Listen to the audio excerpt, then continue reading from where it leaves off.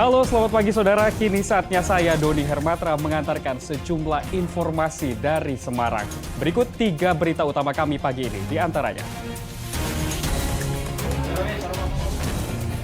Minyak goreng masih mahal dan langka, operasi pasar masih menjadi primadona warga untuk mendapatkan minyak goreng murah.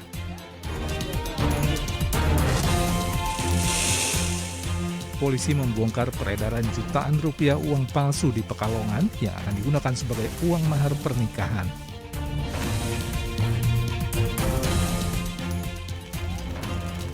Sambut perayaan Nyepi, umat Hindu Boyolali menggelar kirap ogoh-ogoh keliling desa.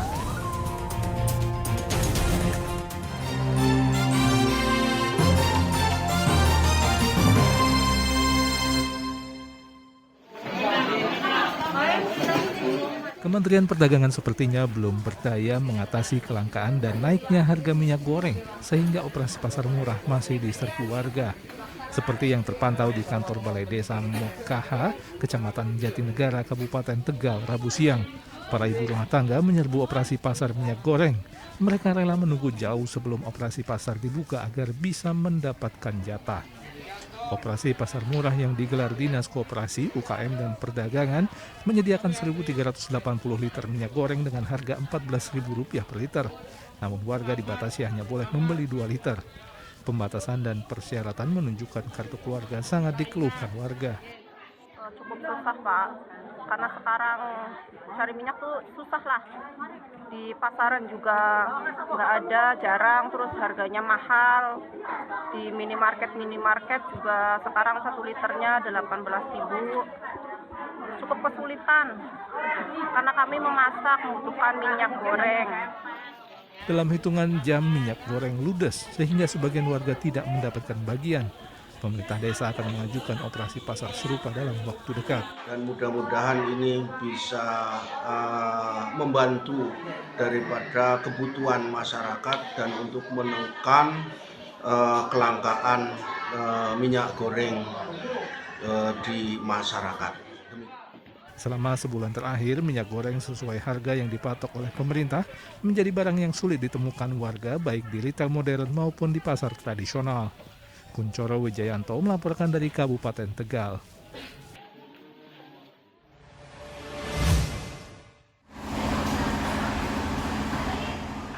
Penjualan daging sapi di sejumlah pasar tradisional di Kabupaten Boyolali menurun drastis karena sepi pembeli. Berdasarkan pantauan di pasar kota, Rabu pagi hanya 4 lapak yang buka, dari biasanya 12 lapak. Para pedagang mengeluh karena omset penjualan mereka turun tajam hingga 70% lantaran sepi pembeli. Sebagian pedagang memilih menutup lapak mereka. Padahal harga daging sapi di pasar ini masih tergolong normal, Rp120.000 per kilogram. Pembeli yang datang rata-rata adalah pedagang bakso dan pemilik warung. 120. Mulai kapan itu? Sudah lama. Belum naik, belum turun.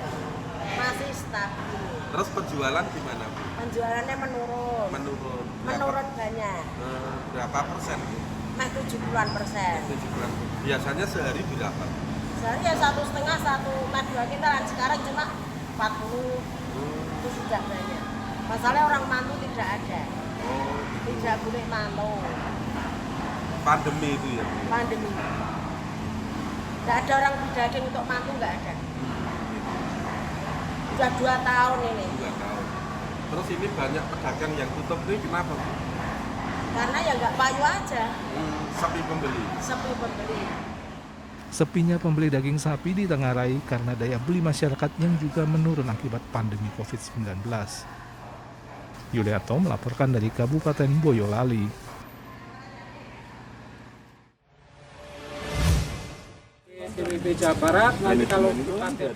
Puluhan orang perwakilan pensiunan PT Perkebunan Nasional 9 mendatangi bekas pabrik gula Jatibarang di Kabupaten Brebes Rabu siang. Dengan membawa berbagai spanduk, mereka mengajak pensiunan karyawan bekas pabrik gula ini untuk bergabung dengan mereka berunjuk rasa ke Istana Presiden Jakarta. Para pensiunan PTPN 9 periode 2018-2021 ini rencananya akan berjalan kaki ke Jakarta untuk menemui Presiden Joko Widodo. Mereka meminta Presiden Joko Widodo membantu mereka agar PT PN 9 membayarkan uang santunan hari tua mereka sekitar 70 miliar rupiah. Jumlah pensiunan yang belum dibayar santunan hari tuanya saat ini mencapai 508 orang dari berbagai wilayah di Jawa Tengah. Bahkan 30 orang pensiunan sudah meninggal dunia namun belum mendapatkan santunan hari tua. Terkait dengan pembayaran SHT belum dilaksanakan secara total, baru dicicil kurang lebih 30%. Kami mohon karena kehidupan kami ini sangat membutuhkan dalam pensiun yang hanya per bulannya kita terima kisaran 100 sampai 300, tinggi-tingginya 800 lah, 1 juta lah gitu. Itu golongan tertinggi. Itu kan dengan situasi dan kondisi seperti ini kan sangat dibutuhkan, terutama mereka-mereka yang masih punya anak sekolah, yang belum punya rumah, kemudian masih banyak lagi yang sakit, kan butuh untuk pengobatan dan sebagainya. Yang lebih ironis lagi, belum menerima SHT, mereka-mereka kurang lebih jumlahnya ada 30-an orang lebih sudah meninggal. Kan itu sangat dibutuhkan sekali, Bapak. Jadi kami mohon pada pihak pemerintah kalau memang turun tangan, holding pun segera tanggap bahwa situasi kondisi ini sangat mendesak. Kami mohon untuk segera cicilan yang masih kurang lebih total 60M itu segera dibayarkan. Para pensiunan ini akan bergabung dengan pensiunan PT PN lainnya untuk berunjuk rasa di depan Istana Presiden Jakarta. Sugi Hartono melaporkan dari Kabupaten Brebes.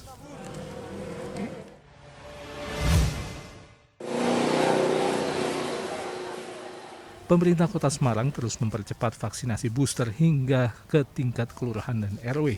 Selain sistem jemput bola, syarat vaksinasi booster juga tidak lagi 6 bulan setelah suntikan dosis kedua, melainkan 3 bulan saja. Percepatan vaksinasi booster dilakukan seiring dengan meningkatnya penyebaran COVID-19 di Kota Semarang. Data Dinas Kesehatan Kota Semarang menyebutkan hingga hari Rabu baru 19,16% atau 300.000 warga Kota Semarang yang sudah menerima suntikan vaksin dosis ketiga.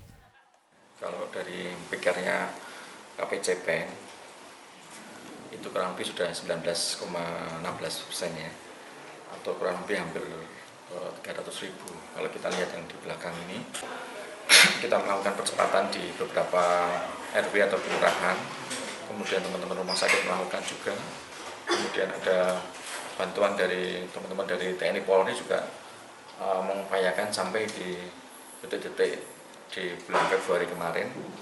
Cakupan kita kalau kita lihat dari provinsi total ya, jumlah yang kita lakukan mungkin yang paling tinggi angkanya, karena hampir di angka 300.000 itu.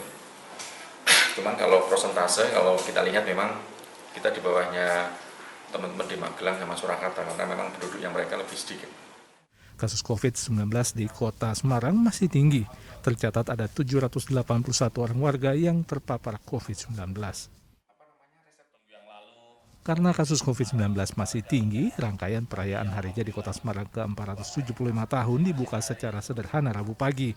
Perayaan dibuka dengan apel bersama yang dipimpin Wali Kota Semarang, Hendrer Priadi. Kita potret hari ini apa yang terjadi, ya lebih baik dari tahun yang lalu. Pertumbuhan ekonominya mencapai 5,16%, IPM-nya naik juga 83,05, kemudian juga daerah kumuhnya semakin kecil, catchment area banjirnya juga semakin kecil. Ini kita potret supaya tahun depan bisa lebih baik lagi. Perayaan tidak digelar dalam skala besar untuk mencegah kerumunan warga. Perayaan hanya diisi dengan berbagai lomba antar satuan kerja, perangkat daerah, dan juga antar warga dengan protokol kesehatan ketat. Ali Mustafiri melaporkan dari Kota Semarang.